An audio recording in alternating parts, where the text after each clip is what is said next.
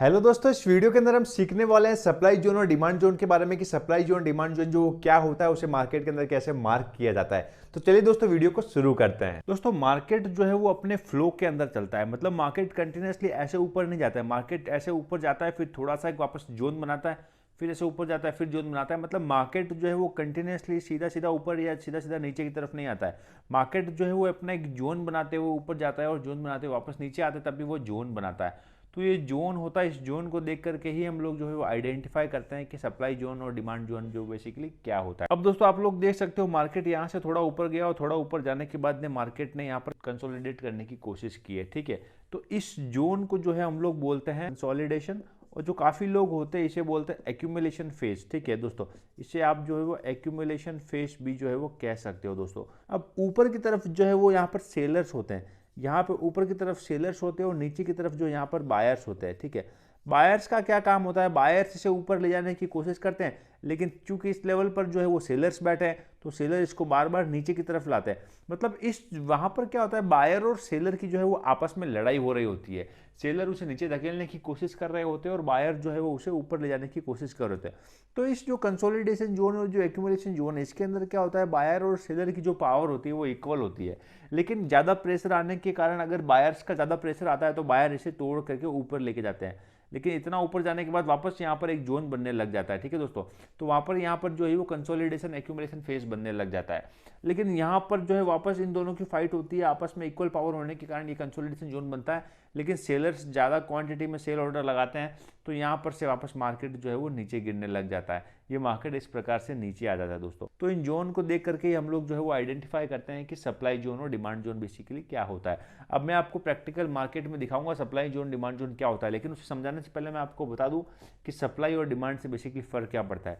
देखिए दोस्तों, जब मार्केट में अगर सप्लाई कम है, अगर मार्केट में सप्लाई कम है लेकिन डिमांड बहुत ज़्यादा है, ठीक है, डिमांड बहुत ज़्यादा है, तो वहाँ पर क्या होगा, भाव बढ़ेंगे। मैं एग्जांपल के लिए आपको समझाता हूँ कि दिवाली का टाइम चल रहा है और फटाकों की सप्लाई बहुत कम हो चुकी है, सरकार ने बैन कर दिए हैं, तो फटाके बिकना ही बंद हो गए। मतलब वहाँ पर कंपनियों ने उन्हें बनाना बंद कर दिया है, तो फटाकों की जो सप्लाई है वो कम हो चुकी है।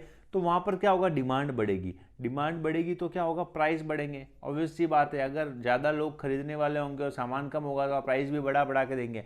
लेकिन अगर सप्लाई बहुत कम है, ठीक है, अगर सप्लाई बहुत कम है और डिमांड बहुत ज़्यादा है, ठीक है, गवर्नमेंट ने जो है वो फटाकों पर बैन लगा दिए कि फटाके फोड़ेंगे नहीं, फटाके बिकना नहीं, कंपनियों ने बंद नहीं किया, फटाके बिक रहे हैं, लेकिन गवर्नमेंट ने कहा है कि प्रतिबंध लगाया 9 बजे तक जो है वो मार्केट में फटाके आप नहीं फोड़ सकते। तो वहाँ पर क्या होगा, सप्लाई तो दोस्तों फुल है, सप्लाई तो फुल, लेकिन डिमांड वहाँ पर कम हो गई क्योंकि लोगों को लग रहा है यार 9 बजे तक हम कितने फटाके फोड़ेंगे। तो वहाँ पर क्या होगा, प्राइस घटेगी, ठीक है। तो आपको ये चीज़ ध्यान रखनी है कि सप्लाई और डिमांड जोन का बेसिकली फंडा जो है वो होता क्या है दोस्तों मार्केट यहाँ पर ऊपर जा रहा है और यहाँ पर जो है वो एक जोन बना करके वापस यहाँ पर ब्रेकआउट देके ऊपर गया, फिर यहाँ पर जाने के बाद जोन बनाया, फिर यहाँ से वापस नीचे की तरफ आया। तो ये जो जोन होगा, ठीक है, ये जो जोन होगा ये हमारा डिमांड जोन होगा, क्योंकि डिमांड जोन वो जोन होता है जहाँ से मार्केट ऊपर की तरफ बढ़ने लगता है। लेकिन सप्लाई जोन, ये जो जोन होगा इसे हम बोलेंगे सप्लाई जोन, क्योंकि जहाँ जिस जोन से मार्केट जो है वो नीचे गिरता है इसे हम जो है वो बोलते हैं सप्लाई जोन, ठीक है। तो ये हमारा सप्लाई जोन हो जाएगा, जिस जोन से मार्केट नीचे गिरता है वो हमारा सप्लाई जोन होगा, और जिस जोन से जो है मार्केट ऊपर उठता है वो हमारा डिमांड जोन हो जाएगा। सामने जो है वो निफ्टी का 5 मिनट के टाइम फ्रेम पर 4 मार्च का चार्ट जो है वो खोल करके रख दिया है। आप लोग यहाँ पर देख सकते हो मार्केट ओपन होने के बाद में, मार्केट यहाँ पर ओपन होने के बाद मार्केट जो है वो थोड़ा सा नीचे आया है, और मार्केट नीचे आने के बाद में इस स्पेसिफिक एरिया से जो है मार्केट यहाँ तक वापस ऊपर गया है, ठीक है। आप लोग यहाँ पर देख सकते हो मार्केट इस एरिया से वापस जो वो ऊपर की तरफ आया और यहाँ तक ऊपर आया है, ठीक है दोस्तों। अब यहाँ पर ऊपर आने के बाद आप एक चीज गौर से देखिएगा, मार्केट जब ओपन हुआ था तब भी मार्केट जो इसी जोन से ओपन हुआ था, ठीक है दोस्तों। मार्केट जब ओपन हुआ था इसी जोन से ओपन हुआ था और इसी जोन से वापस जो है वो नीचे की तरफ आया है। अब आप लोग देखिए यहाँ पर मार्केट ने सिर्फ एक रेड कैंडल के साथ में मार्केट ने जो वो डाउन का मूवमेंट दिया है, मतलब मार्केट इसी एक रेड कैंडल से नीचे की तरफ आया। मतलब ये जो एरिया है वो एक सप्लाई जोन है, और सप्लाई जोन कौन सा है, ये एक स्ट्रॉन्ग सप्लाई जोन है, क्योंकि मार्केट ने सिर्फ एक रेड कैंडल बना करके यहाँ पर जो है वो नीचे की तरफ आ गया। तो अगर मैं इसे मार्क कर देता हूँ तो आप लोग देखिए मार्केट वापस कहीं ना कहीं जो वो इसी एरिया के आसपास में आने के बाद में जो वापस नीचे की तरफ आने की कोशिश कर रहा था, और देखिए मार्केट जब वापस नीचे गिरा तो इसी एरिया से गिरा।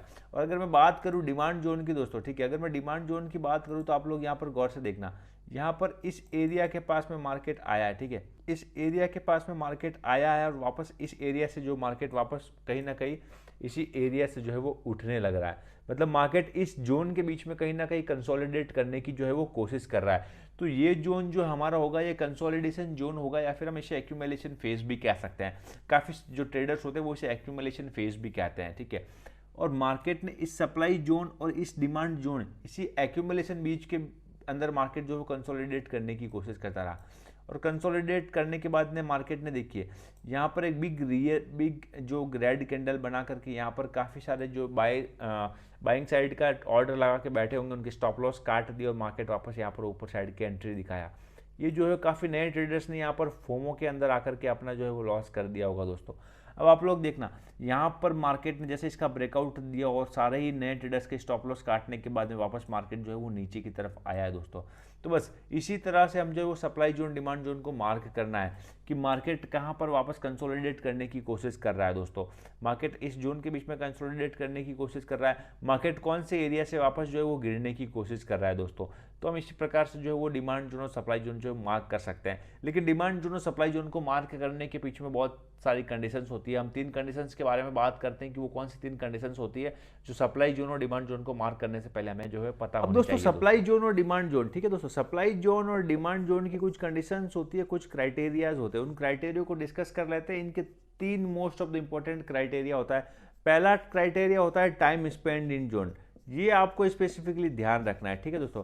टाइम स्पेंड इन जोन, जैसे मैं बना देता हूँ, ये हमारा सप्लाई जोन हो गया, ठीक है, ये हमारा सप्लाई जोन हो गया और ये हमारा हो गया डिमांड जोन, ठीक है दोस्तों, ये हमारा हो गया डिमांड जोन। अब आप एक चीज़ गौर करना, मार्केट यहाँ पर आने के बाद में एक स्ट्रॉन्ग छोटी सी रेड कैंडल देने के बाद वापस नीचे गिर गया, तो यहाँ पर क्या होगा, यहाँ पर सेलर का क्राइटेरिया काफ़ी ज़्यादा जो है वो स्ट्रॉन्ग है, क्योंकि यहाँ पर एक ही कैंडल बनाई है, बहुत कम टाइम बिताया और मार्केट नीचे गिर गया है। तो ये हमारा जो है वो गुड सप्लाई जोन है, ये बेस्ट है, पावरफुल सप्लाई जोन है दोस्तों ये, ठीक है। लेकिन मार्केट ने यहाँ पर ऊपर जाने के बाद में 5 मिनट के टाइम फ्रेम पर काफ़ी जो है वो टाइम बिताया है, ठीक है। 5 मिनट के टाइम फ्रेम पर काफ़ी टाइम बिताने के बाद फिर नीचे आया। तो मतलब यहाँ पर कहीं ना कहीं बायर और सेलर आपस में फाइट कर रहे थे, मतलब बायर्स भी स्ट्रॉन्ग थे और सेलर भी स्ट्रॉन्ग थे। तो यहाँ पर नीचे आना डिसाइडेड नहीं था। यहाँ से हो सकता है बायर्स ने अगर क्वांटिटी ज़्यादा ले ली होती तो मार्केट ऊपर भी जा सकता था। तो ये हमारा जो है वो मिड जोन है, मतलब ना ज़्यादा स्ट्रॉन्ग है ना ज़्यादा वीक है, मिड जोन है। लेकिन अगर मार्केट ऊपर जाने के बाद यहाँ पर काफ़ी देर तक टाइम बिता रहा और फिर उसके बाद नीचे आ रहा है, मतलब यहाँ पर सेलर और बायर काफ़ी देर तक फाइट करते रहे, तो ये हमारा जो है वो वीक जोन है। आपको इन चीज़ों का स्पेसिफिकली ध्यान रखना है। ये सेम कंडीशंस जो है आपको इस डिमांड वाले सिचुएशन के अंदर भी आपको फॉलो करनी है दोस्तों। पॉइंट नंबर 2 की अगर हम बात करें तो उसके अंदर आएगा कैंडल का साइज, ठीक है। कैंडल का साइज भी बहुत इंपॉर्टेंट होता है। आप एक चीज़ ध्यान रखना, यहाँ पर वापस मैं एक सप्लाई जोन डिमांड जोन बनाता हूँ, या मैंने डिमांड जोन बना दिया है और ये हमारा हो चुका है सप्लाई जोन, ठीक है। तो सप्लाई जोन के अंदर अब देखिए दोस्तों, यहाँ पर मार्केट ऊपर गया और यहाँ पर एक बुलिश बड़ी सी जो है वो रेड कैंडल बनाई, बुलिश बियरिश रेड कैंडल बनाई, और बियरिश रेड कैंडल बनाने के बाद मार्केट गड़ फटाफट से नीचे आ गया। मतलब ये जो है हमारा स्ट्रॉन्ग जोन है, स्ट्रॉन्ग सप्लाई जोन है। और इसी प्रकार मार्केट यहाँ पर अगर दूसरी कंडीशन की मैं बात करूँ तो मार्केट यहाँ पर आया और यहाँ पर मार्केट ने थोड़ी रेड कैंडल बना करके नीचे आने लगा। मतलब कहीं ना कहीं यहाँ पर जो है वो बायर और सेलर आपस में फाइट कर रहे हैं। तो ये हमारा मिड जोन है, ना ये स्ट्रॉन्ग है ना ये वीक है। लेकिन मार्केट अगर थर्ड कंडीशन की बात करूँ, मार्केट ऊपर जाने के बाद बहुत छोटी रेड कैंडल बनाता हुआ नीचे आ रहा है। मतलब यहाँ पर सेलर्स भी मतलब कम है और बायर्स आपस में लड़ रहे हैं। तो ये हमारा वीक जोन है। आपको ऐसे जोन से दूर रहना है, क्योंकि यहाँ पर आप जो है वो ट्रैप हो सकते हो। ये सेम सिचुएशन आपको डिमांड वाले जोन के अंदर भी फॉलो करनी है। अगर मार्केट नीचे आने के बाद बुलिश बड़ी सी रेड कैंडल बनाने के बाद वापस ऊपर जाता है, ये जो होगा हमारा ये स्ट्रॉन्ग डिमांड जोन होगा।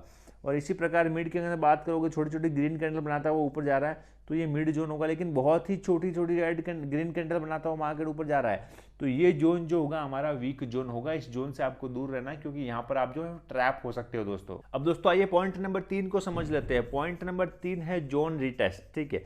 जोन रीटेस्ट का मतलब मार्केट ने अगर सप्लाई जोन और डिमांड जोन, ठीक है, ये हमारा डिमांड जोन हो गया और ये हमारा हो गया सप्लाई जोन। मार्केट ने सप्लाई जोन के पास में आकर के एक वापस छोटा सा रीटेस्ट देके मार्केट नीचे गिरा है। मतलब एक रीटेस्ट के बाद मार्केट जो है वो नीचे गिर रहा है, तो ये हमारा स्ट्रॉन्ग सप्लाई जोन होगा। लेकिन इसी प्रकार अगर मार्केट यहाँ पर 3-4 बार रीटेस्ट लेता हुआ फिर नीचे गिर रहा है, चाहे 2 बार ले 3 बार ले, अगर 1 या 2 से ज़्यादा बार वो रीटेस्ट ले रहा है, तो ये हमारा वीक जोन है। आपको इस सिचुएशन से जो दूर रहना, आप यहाँ पर ट्रैप भी हो सकते हो। और अगर मैं बात करूँ सेम इस कंडीशंस को हमें जो है वो डिमांड जोन में भी फॉलो करना है।